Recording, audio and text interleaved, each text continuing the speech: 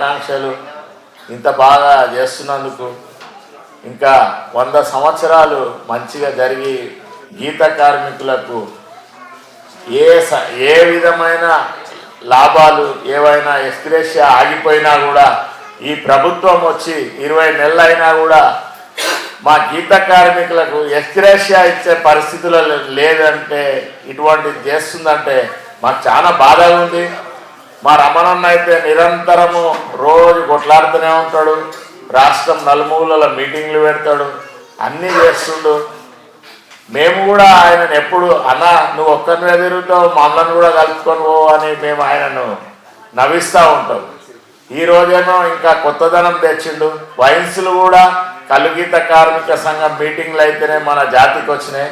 ఈరోజు కవులను కళాకారులను అంటే రమణన్న పార్టీయే సిపిఎం సిపిఐ అంటే కవులు కళాకారులు ఉన్న పార్టీ అది. ఎందుకంటే పాట రూపంగానే మనుషులను ఆకట్టుకుంటారు. వాళ్ళకి అధికారము రావాలని పూర్తిగా కోరిక లేకున్నా పేద జనాల గురించి ఎప్పుడు నిరంతరం కొట్లాడతారు. కాబట్టి మా రమణన్నకు ఆయన సభ్యులందరూ కూడా మళ్ళా 2 చేతులెత్తి దండం పెట్టి అభినందనలు తెలుపుతున్నాం. ఎందుకంటే ఈ కలుగీత కార్మిక సంఘం ద్వారా గీత కార్మికులకు పేద గీత కార్మికులకు కష్టపడి అన్ని డిమాండ్లు సాధించి పెడతాడు. కాబట్టి అందుకే వాళ్ళ బృందానికి కూడా మళ్ళా దండం పెడతాం. ఎందుకంటే ఉన్నోనికి ఎంతోమంది సేవ చేస్తారు కానీ లేనోళ్లకు చేసే సంఘం అని అభిమానం.